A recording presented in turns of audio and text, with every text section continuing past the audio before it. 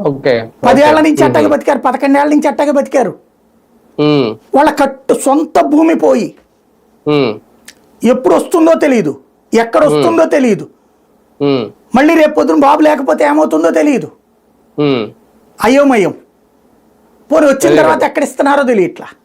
ఒక 5 ఏళ్ళు అదే అయోమయంతో బతికారు. ఇప్పుడు ఓకే మళ్ళీ నెక్స్ట్ పోనీ అప్పుడు ఉన్నప్పుడు ఇచ్చారా? ఇస్తే అసలు ఈ గొడవే ఉంది. అప్పుడు 2018లో ఇవ్వాలని రూల్, అది ఇవ్వలేదు కదా. తర్వాత జగన్ ఉన్నప్పుడు కేసులు వేశారు, ఇస్తాను రెడీ అన్నాడు అతను, మేము తీసుకోమన్నారు, మళ్ళీ తీసుకోమని కేసు వేశారు. ఇప్పుడు మళ్ళీ అడిగితే ఎవరు అడుగుతున్నారు ఇవాళ? నా ఫ్లాట్ నాకు ఏంటి సార్ అని. ఎక్కడ ఇస్తున్నారు అసలు? పోని చెప్పండి. అంటే ఇచ్చేసిన వాళ్ళు ఎలాగ అడగరు, మళ్ళీ ఇప్పుడు ఇవ్వాల్సిన వాళ్ళు ఇదంతా చూసి భయపడుతున్నారా? అంతే కదా. ఇవాళ నేను నీకు భూమి ఇచ్చేసాక నాకు ఎప్పుడు ఇస్తావో తెలియదు, ఎక్కడ ఇస్తావో తెలియదు, ఎందుకు ఇస్తావో తెలియదు, ఏమి ఇస్తావో తెలియదు. ఏం చూసి నమ్మాలి నిన్ను నేను? అదే కదా.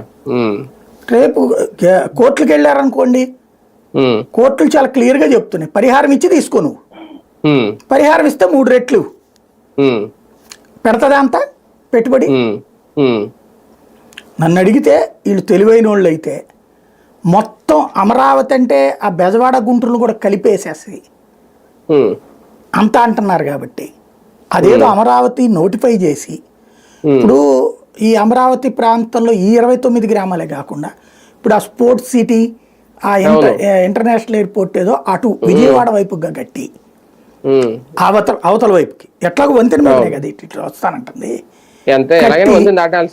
అవతల పక్కన ఆ మైలవరం ఆ ఏరియాలో తక్కువకే ఉన్నాయి భూములు. 20,000 ఇదే 25,000 30,000కే ఉంటుంది అక్కడ ఎకరం. ఇదే 30 లక్షలు, 25 లక్షలు, 30 లక్షలు. అక్కడ తీసుకోండి, బాగుపడుతుంది కదా, ఎక్స్పాన్షన్ అయినట్టు ఉంటది కదా. ఏంటి ఆగిరిపల్లి ఉన్నట అక్కడ దాకా కూడా అక్కర్లా, యువతలే మైలవరం నూజివీడు రూట్ లో ఇదంతా ఉంది కదా. ఇప్పుడు గొల్లపూడి దాటిన తర్వాత కొండపల్లి ఆ రూట్ అంతా కూడా తీసుకోవచ్చు కదా. వీళ్ళు ఆ ఏరియా కూడా బాగుపడుతుంది కదా. అట్లేం లేదు ప్లానింగ్, మొత్తం ఇక్కడే అంటున్నారు. ఇంతవరకు మొన్ననే పెద్ద చర్చ జరిపారు.